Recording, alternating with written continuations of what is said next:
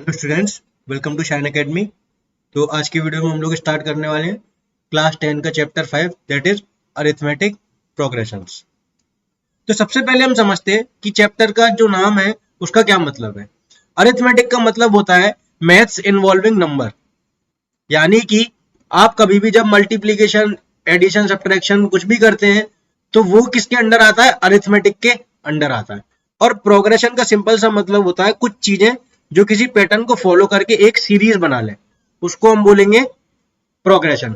For example मैं आपसे बोलूं कि इवन नंबर जो है वो किस तरीके से होते हैं, तो आप देख सकते हैं 2, 4, 6, 8, 10।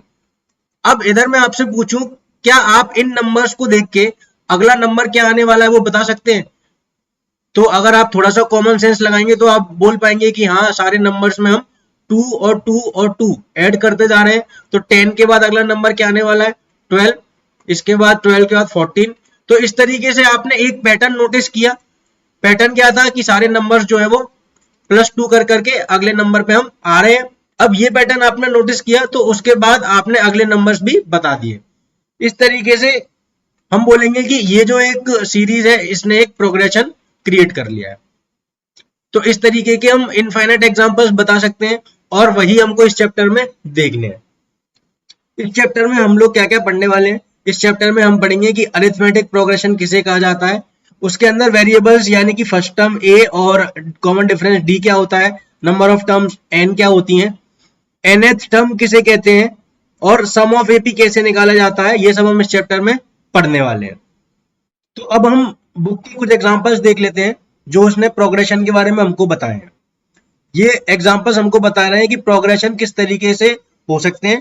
इसके बाद हम देखेंगे कि कौन से प्रोग्रेशन को अरिथमेटिक प्रोग्रेशन बोला जाएगा और कौन से को अरिथमेटिक प्रोग्रेशन नहीं बोला जाएगा। तो फर्स्ट एग्जांपल में वो हमको बोल रहा है कि रीना ने जॉब के लिए अप्लाई किया और वो सिलेक्ट हो गई। उसकी जो मंथली सैलरी है वो कितनी है? 8000 है फर्स्ट ईयर में। बट उसकी जो सैलरी है वो हर साल इंक्रीज हो जाती है और कितने से इंक्रीज होती है? 500। तो फर्स्ट ईयर में उसको कितनी सैलरी मिलेगी पर मंथ? 8000। सेकेंड ईयर से उसको कितनी मिलेगी? 8500। और थर्ड ईयर से कितनी मिलेगी? 9000। तो क्या आप बता सकते हो कि फोर्थ ईयर से कितनी मिलने वाली है? 9500। उसके बाद फिफ्थ ईयर से 10000। तो ये जो नंबर है आप देख सकते हो इनने एक पैटर्न फॉलो किया। तो जो नेक्स्ट नंबर आएगा वो कैसे आएगा? पिछले नंबर में 500 ऐड करने से। इस तरीके से इस नंबर ने एक प्रोग्रेशन बना लिया। तो अब हम देखते हैं कि सेकंड एग्जांपल में वो हमको क्या बता रहा है। एक लेडर है और उसमें कई सारे रंग्स हैं। रंग्स मतलब जिस पे हम पैर रख के ऊपर चढ़ते हैं। तो इसने बोला है कि जैसे जैसे हम नीचे से ऊपर की तरफ जा रहे हैं आप देख सकते हैं कि ये जो लेंथ ऑफ रंग है वो डिक्रीज होती जा रही है। और कितने से डिक्रीज हो रही है? तो हर एक स्टेप पे 2 सेंटीमीटर से डिक्रीज हो रही है। तो उसने हमको बोला है कि ये जो सबसे नीचे वाला है वो 45 सेंटीमीटर का है, उससे ऊपर वाला 43 सेंटीमीटर का है, उससे ऊपर वाला 41 सेंटीमीटर का। तो इसी तरीके से उसने बोला है कि जो लास्ट वाला है उसकी कितनी हो जाएगी? 31 सेंटीमीटर। तो अब आप देख सकते हो कि इन सब नंबर्स ने भी एक पैटर्न फॉलो किया है, इसलिए हम क्या बोलेंगे कि ये भी एक प्रोग्रेशन क्रिएट कर रहे हैं। तो अब हम देख लेते हैं थर्ड एग्जाम्पल। थर्ड एग्जाम्पल में वो बोल रहा है कि एक सेविंग स्कीम है जिसमें हर 3 साल में जो आपने अमाउंट डाला है वो 5/4 टाइम्स हो जाएगा। फिर आगे वो बोल रहा है कि अगर हमने 8000 रुपए से स्टार्ट किया है तो वो इस तरीके से हमारे जो नंबर्स हैं वो कुछ टाइम बाद दिखेंगे। तो जब हम 8000 का 5/4 करेंगे तो 8000/4 कितना हो जाएगा? 2000। और 2000 into 5 कितना हो जाएगा? 10000। इसीलिए पहले 3 साल बाद जो नंबर आ रहा है वो कितना आ रहा है? 10000। उसके बाद 10000 का 5/4 से इंटू करेंगे तो अगले 3 साल में जो नंबर आ जाएगा वो कितना आ जाएगा? 12500। इसी तरीके से नंबर्स चलते जाएंगे। हर 3 साल बाद हम 5/4 से पिछले वाले नंबर को मल्टीप्लाई कर देंगे। तो इसने भी एक पैटर्न फॉलो किया और यहाँ पर भी क्या बन गई? एक प्रोग्रेशन बन गई। अब एक चीज ध्यान देने वाली ये है कि जो पहला एग्जांपल था उसमें नेक्स्ट नंबर +500 करने से आ जा रहा था, सेकंड एग्जांपल में -2 करने से नंबर आ जा रहा था, और थर्ड एग्जांपल में आप देख रहे हो कि 5/4 से मल्टीप्लाई करना पड़ रहा है। तो ऐसी सीरीज जिसमें कि अगला जो नंबर है वो पहले वाले नंबर में कुछ ऐड या सब्ट्रैक्ट करने से आ जाए, ऐसी सीरीज को अरिथमेटिक प्रोग्रेशन कहा जाता है। पहला जो एग्जांपल है वो अरिथमेटिक प्रोग्रेशन का एग्जाम्पल है, दूसरा जो है वो भी अरिथमेटिक प्रोग्रेशन का एग्जाम्पल है, क्योंकि पहले वाले में हम +500 कर रहे हैं और दूसरे वाले में -2 कर रहे हैं हर एक नंबर में। बट थर्ड वाला जो एग्जाम्पल है वो अरिथमेटिक प्रोग्रेशन का एग्जाम्पल नहीं है, क्योंकि इसमें हम 5/4 का मल्टीप्लाई कर रहे हैं और हमने अभी अभी डेफिनेशन में देखा था कि कुछ ऐड या सब्ट्रैक्ट करने पर ही अरिथमेटिक प्रोग्रेशन बनेगा। तो ये जो है वो अरिथमेटिक प्रोग्रेशन का एग्जाम्पल नहीं है। और जब हम किसी चीज को मल्टीप्लाई या डिवाइड करते हैं तो वो ज्योमेट्रिक प्रोग्रेशन कहलाता है, जो कि आप 10th क्लास में नहीं पढ़ोगे, वो आगे चल के मैथ्स में आता है। आगे एनसीईआरटी ने 3 एग्जांपल्स और बताए हमको, तो आप इनको खुद से पढ़ सकते हैं। बस मैं आपको बता देता हूं कि ये जो है वो एपी नहीं है, क्योंकि इसमें पिछले नंबर में कुछ ऐड या सब्ट्रैक्ट करने से हमारे पास अगला नंबर नहीं आ रहा है। और सिमिलरली ये जो है वो एपी है और ये जो है वो एपी नहीं है। अब आप देख ही सकते हो कि एपी हम कैसे चेक करते हैं। तो अब हम अरिथमेटिक प्रोग्रेशंस को और डिटेल में स्टडी करने वाले हैं। सबसे पहले उसने हमको अरिथमेटिक प्रोग्रेशंस के कुछ एग्जांपल दिए हैं और उसने बोला है कि टर्म किसे कहते हैं।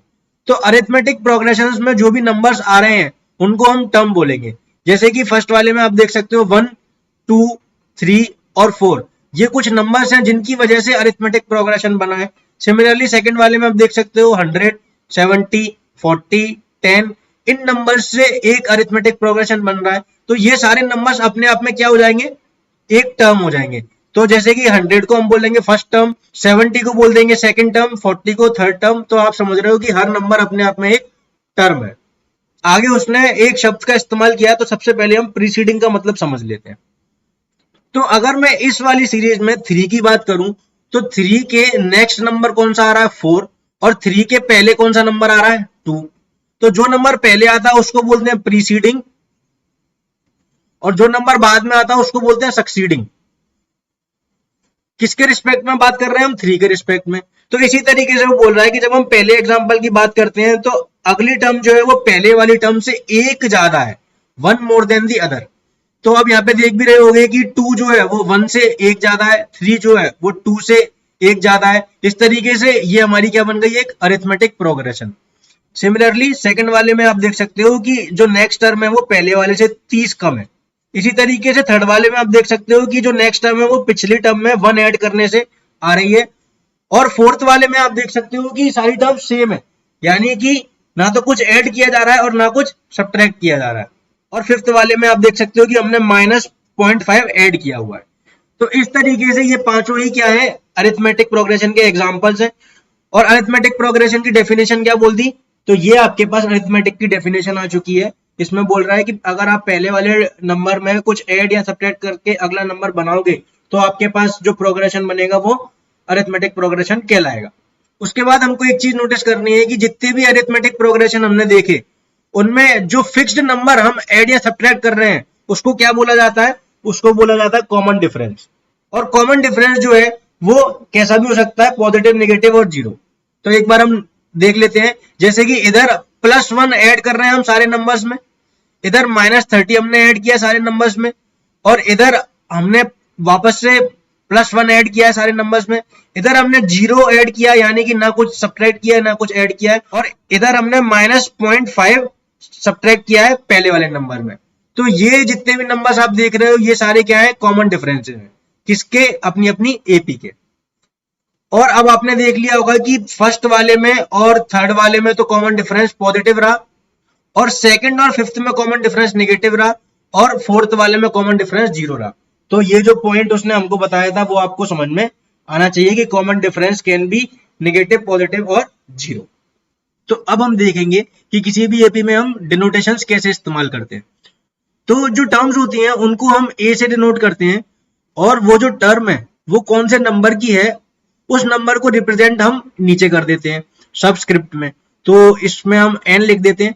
तो अगर हम फर्स्ट टर्म की बात कर रहे हैं तो हम बोल देंगे A1, अगर हम सेकंड टर्म की बात कर रहे हैं तो हम बोल देंगे A2, अगर हम थर्ड टर्म की बात कर रहे हैं तो A3, और अगर हम nth टर्म की बात ही कर रहे हैं तो हम उसको AN बोल देंगे।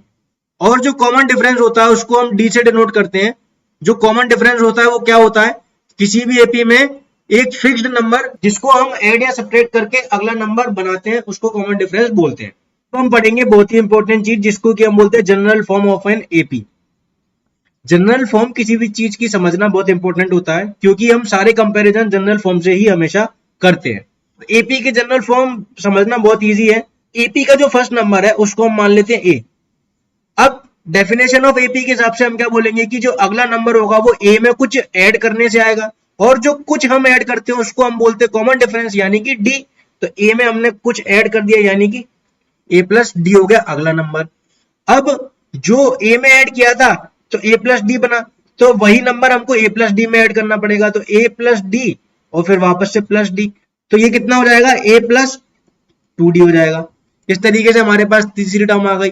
इसी तरीके से हमारे पास अगली टर्म क्या आ जाएगी, तो a प्लस 2d में अगर एक और d ऐड कर दिया तो a प्लस 3d आ गया। तो आप देख सकते हो कि हमारे पास जो जनरल फॉर्म ऑफ एपी है वो क्या बन गई, पहला टर्म a, उसके बाद a प्लस डी, उसके बाद a plus 2d, a plus 3d, इस तरीके से ये जो टर्म्स है वो चलती जाएंगी, और इसको हम जनरल फॉर्म ऑफ एपी कहते हैं। अब आगे वो हमको बता रहा है कि फाइनाइट एपी किसे कहते हैं। तो फाइनाइट का मतलब होता है जिसको हम काउंट कर सके। तो ऐसी एपी जिसमें नंबर ऑफ टर्म्स जो होंगे वो कितने होंगे, लिमिटेड होंगे, उनको हम बोल देंगे फाइनाइट एपी। और ऐसी एपी जिनमें नंबर ऑफ टर्म हम काउंट नहीं कर सकते उसको हम क्या बोल देंगे, इनफाइनाइट एपी। जैसा कि हमने इवन नंबर के केस में देखा था, इवन नंबर्स का अगर हम कलेक्शन लिखें तो वो कितना होगा 2, 4, 6, 8, इस तरीके से, और ये कभी रुकने नहीं वाला। तो ये जो एपी है वो क्या हो जाएगी, इनफाइनाइट टर्म वाली एपी हो जाएगी। और फाइनाइट एपी तो आप देख ही सकते हैं, ये सारे जो एग्जांपल आपके सामने हैं वो किसके हैं, फाइनाइट एपी के। और उसने इनफाइनाइट एपी के बारे में बोला है कि इनफाइनाइट एपी की लास्ट टर्म नहीं होती है। तो ये एक चीज है जो आपको समझ में आनी चाहिए। तो अभी हमने देखा कि किसी भी एपी में दो सबसे इंपॉर्टेंट चीजें जो हमको मालूम हो तो हम एपी के बारे में मैक्सिमम इंफॉर्मेशन बता सकते हैं।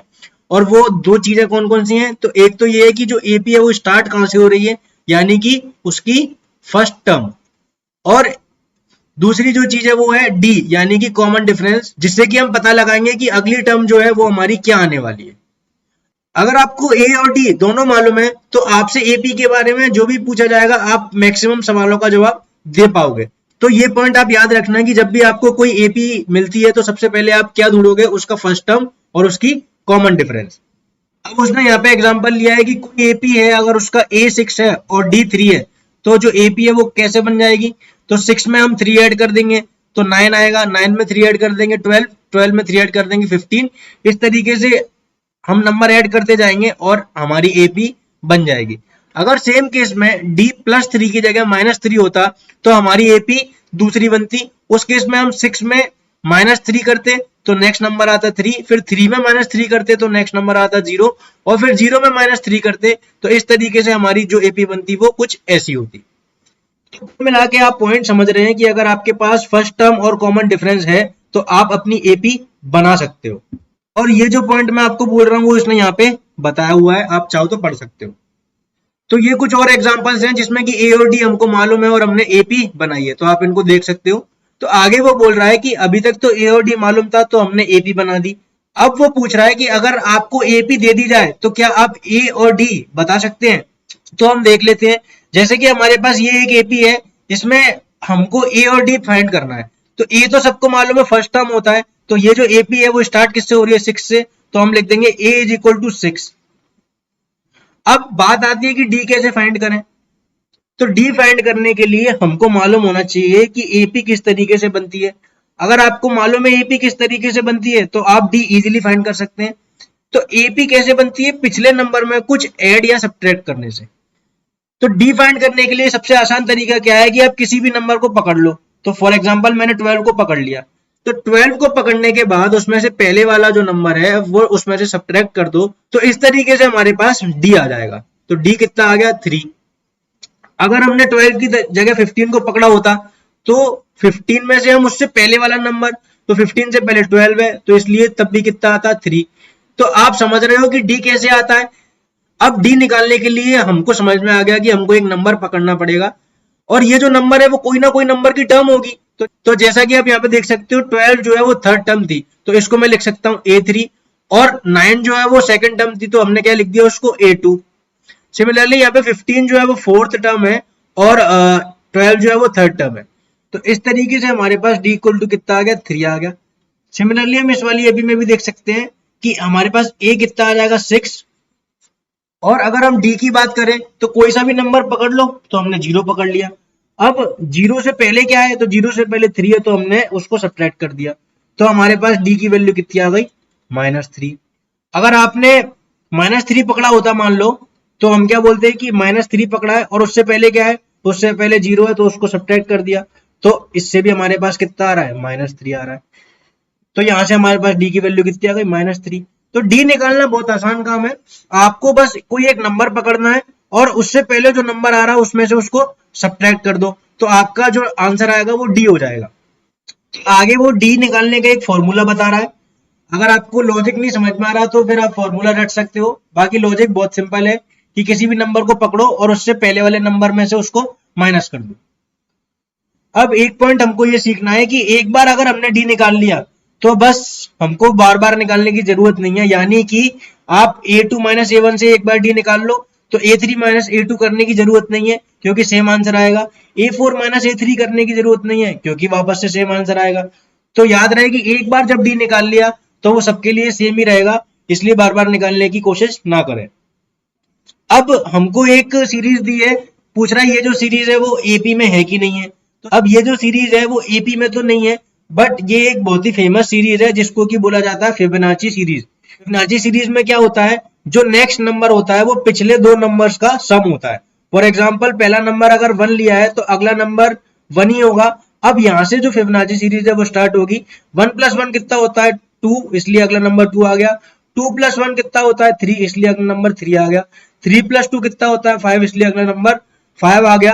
और 5 + 3 कितना होता है 8, इसलिए अगला नंबर 8 आ गया। और इस तरीके से ये जो सीरीज है वो कंटिन्यू चलती जाती है। ये एक बहुत ही इंटरेस्टिंग और इंपॉर्टेंट सीरीज है जिसका कि मैथ्स में काफी जगह इस्तेमाल होता है। अभी आपके सिलेबस के बाहर है, बट आपको इसका आइडिया होना चाहिए, इसलिए मैं आपको इससे इंट्रोड्यूस करा रहा हूँ। और आप देख ही रहे हो क्योंकि इस सीरीज में कॉमन डिफरेंस सेम नहीं है, तो ये जो सीरीज है वो एपी नहीं है। तो अब हम स्टार्ट करते हैं एग्जाम्पल 1। एग्जाम्पल 1 में हमको एक सीरीज दे रखी है और पूछ रहा है कि इसकी फर्स्ट टर्म और कॉमन डिफरेंस बताओ। तो इस सीरीज में फर्स्ट टर्म आपको दिख रही है, जो पहली टर्म होती है उसको हम फर्स्ट टर्म बोलते हैं। तो ए जो है वो कितना आ गया 3/2, हमने लिख दिया 3/2। अब वो पूछ रहा है कि कॉमन डिफरेंस, तो कॉमन डिफरेंस में मैंने आपको क्या बताया, कोई भी एक नंबर पकड़ लो, हमने -1/2 पकड़ लिया। और कॉमन डिफरेंस निकालने के लिए क्या करना पड़ेगा, -1/2 से पहले का जो नंबर है यानी कि कौन सा है 1/2, तो वो हम इसमें से क्या कर देंगे सब्ट्रैक्ट कर देंगे।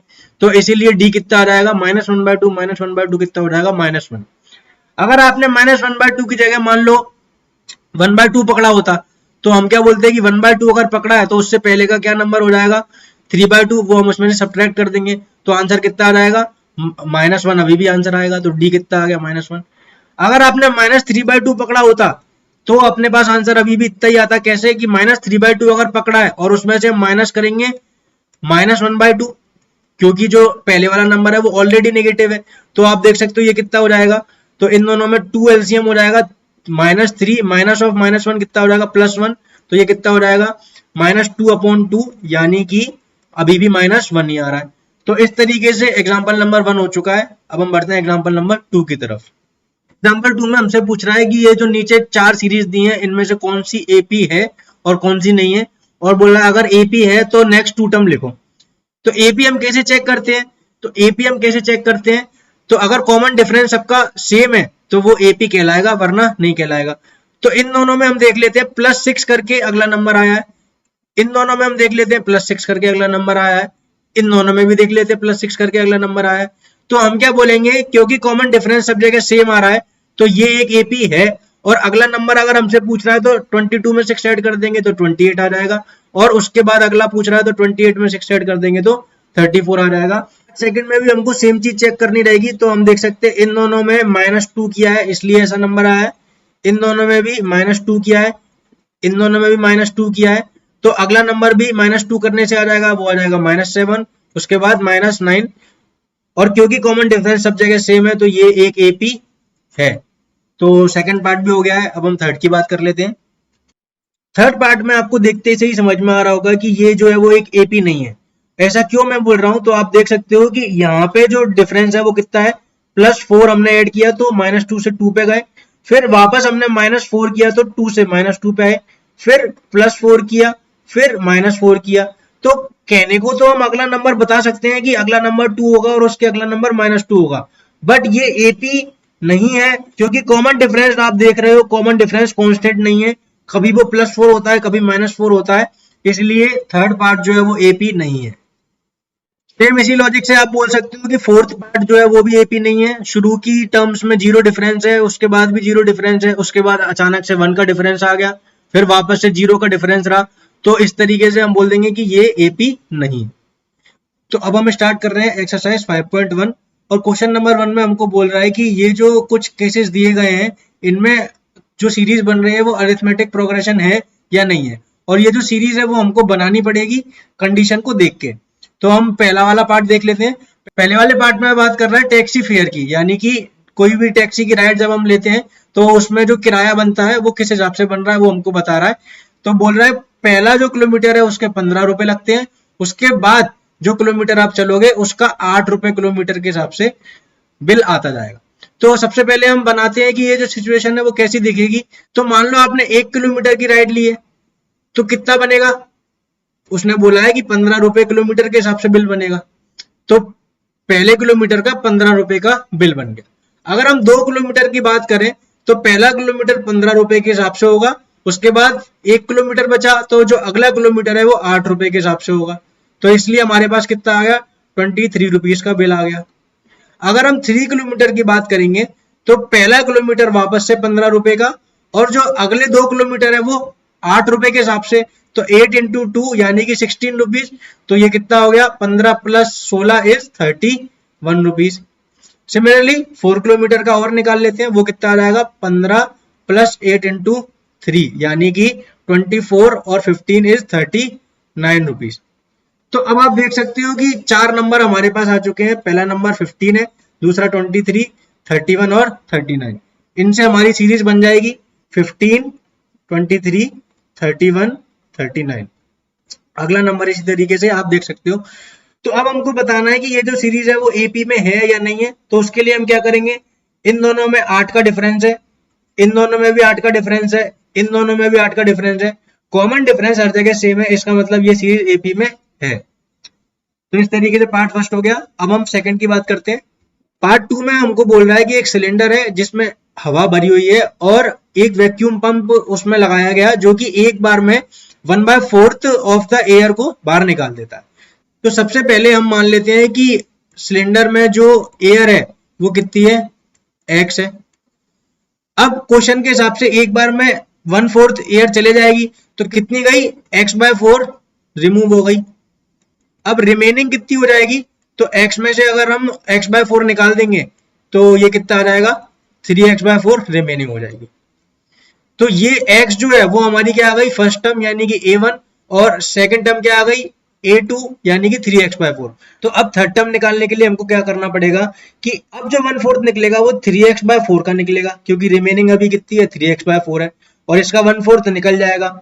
और किस में से निकलेगा, 3x/4 में से निकलेगा।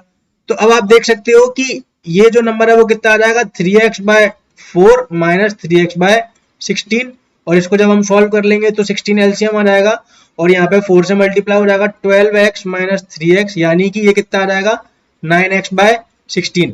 ये हमारी क्या आ गई, थर्ड टर्म। तो हमारे पास सीरीज क्या बन जाएगी, x 3x/4 9x/16।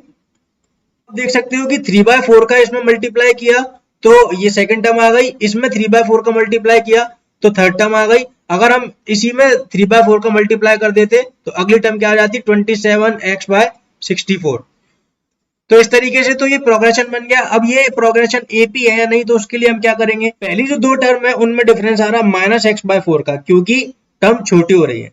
उसके बाद अगली 2 टर्म में डिफरेंस आ रहा है -3x/16 का। तो अब आप देख सकते हो कि जो डिफरेंस है, कॉमन डिफरेंस सेम नहीं है, तो इसलिए ये एपी नहीं है। अब हम बढ़ते हैं पार्ट थर्ड की तरफ। पार्ट थर्ड में बोल रहा है कि ये कुआं खोदना है, और जो कुआं खोदना है उसमें पहले मीटर की जो खोदने की कॉस्ट आती है वो आती है 150 रुपए के हिसाब से, और उसके बाद 50 रुपए के हिसाब से हमारी कॉस्ट जो है वो लगती है। तो पार्ट थर्ड में और पार्ट फर्स्ट में कोई ज्यादा अंतर नहीं है। पार्ट फर्स्ट में हमने देखा था कि पहला किलोमीटर 15 रुपए का था, उसके बाद 8 रुपए का किलोमीटर पड़ रहा था। सेम लॉजिक से पहला मीटर यहाँ पे 150 रुपए का पड़ रहा है और अगला मीटर 50 रुपए का पड़ रहा है। तो इस क्वेश्चन को आप खुद से कर सकते हो और ये जो है वो आपको दिख जाएगा कि एपी में आएगा, क्योंकि पहला मीटर 150 रुपए का पड़ेगा, उसके बाद सेकंड 200 रुपए का पड़ेगा, उसके बाद 250 का। तो आप देख सकते हो कि ये एक एपी बन जाएगी। पार्ट 4 करने के लिए कंपाउंड इंटरेस्ट का फॉर्मूला आना चाहिए, जो कि बोलता है amount is equal to principal into 1 plus rate upon 100 की पावर n। तो यहाँ पे हमको प्रिंसिपल अमाउंट जो है वो दे रखा है 10,000 रुपीज और रेट जो है वो कितनी दी है 8% की पर एनम, यानी कि n इक्वल टू हम हर साल का 1 डाल देंगे। सबसे पहले हम फर्स्ट ईयर के बाद का अमाउंट निकाल लेते हैं, वो कितना आ जाएगा 10,000 1 प्लस 8/100 की पावर 1, वो कितना आ जाएगा 10,800। सेकेंड ईयर का निकालेंगे तो 10,000 1 प्लस 8/100। अब क्योंकि 2 साल का निकालना है तो n की जगह 2 लिख देंगे, तो ये अपने पास आ जाएगा 12597। आप इसको कैलकुलेट कर सकते हैं। इसी तरीके से A3 हम निकाल लेंगे, वो आ जाएगा 10,000 1 प्लस 8/100 की पावर 3 और ये हमारे पास आ जाएगा 15869। तो अब आप देख सकते हो कि हमारे पास 4 नंबर कौन कौन से आ गए हैं। तो पहला नंबर तो 10,000 है, उसके बाद 10,800, 12,597 और 15,869। तो इन 4 नंबर से हमारे पास ये सीरीज बन चुकी है। अब हमको चेक करना है कि ये जो सीरीज है वो एपी में है या नहीं है। तो इन दोनों नंबर का डिफरेंस कितना आ रहा है 800, इन दोनों नंबर का डिफरेंस कितना आ रहा है 1797 और इन दोनों नंबर का डिफरेंस आ रहा है 3272।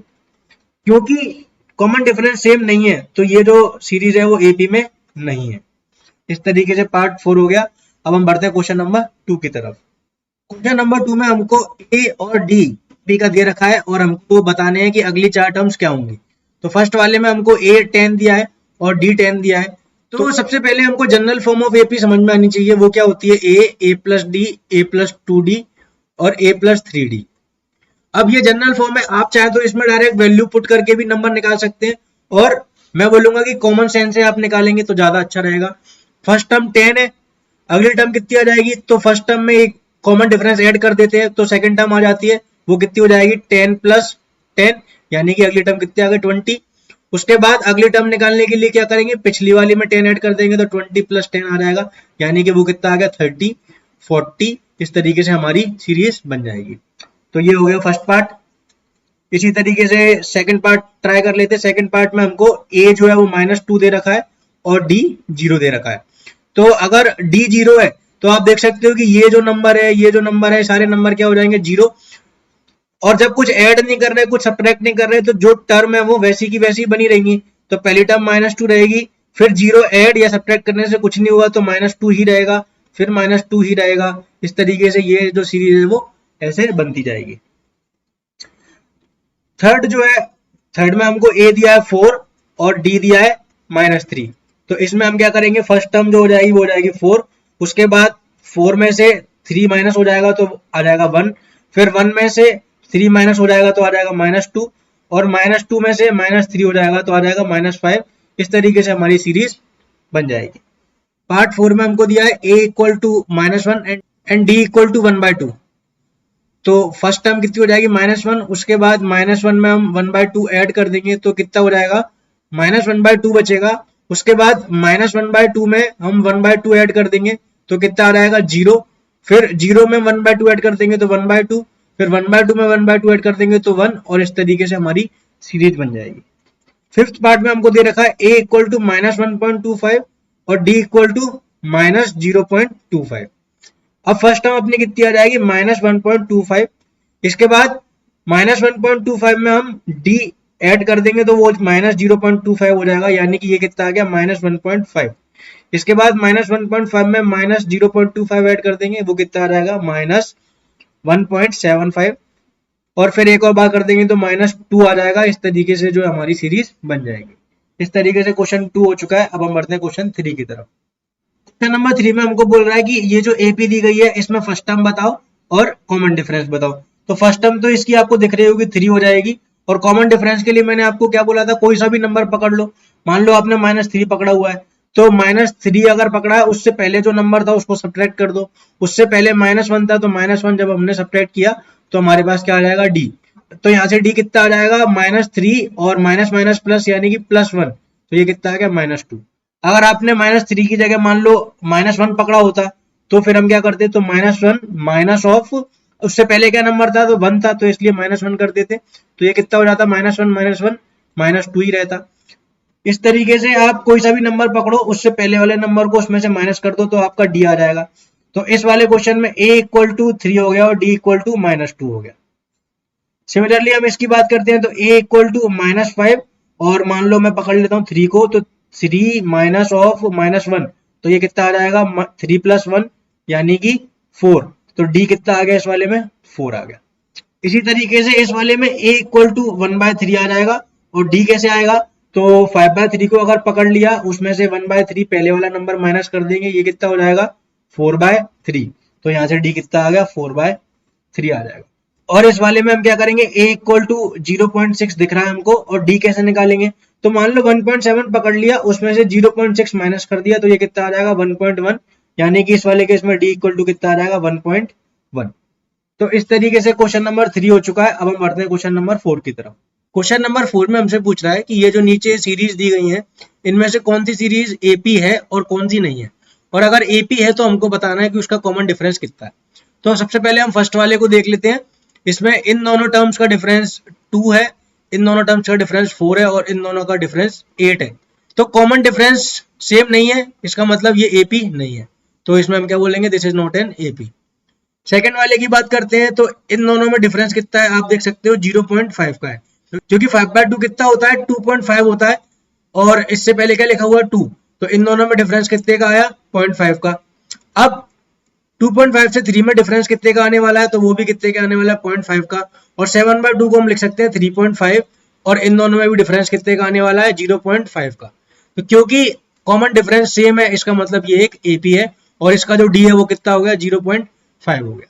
थर्ड वाले में आप देख सकते हो कि इन दोनों में डिफरेंस कितना है -2 का, इन दोनों में डिफरेंस कितना है -2 का और इन दोनों में भी डिफरेंस कितना है -2 का।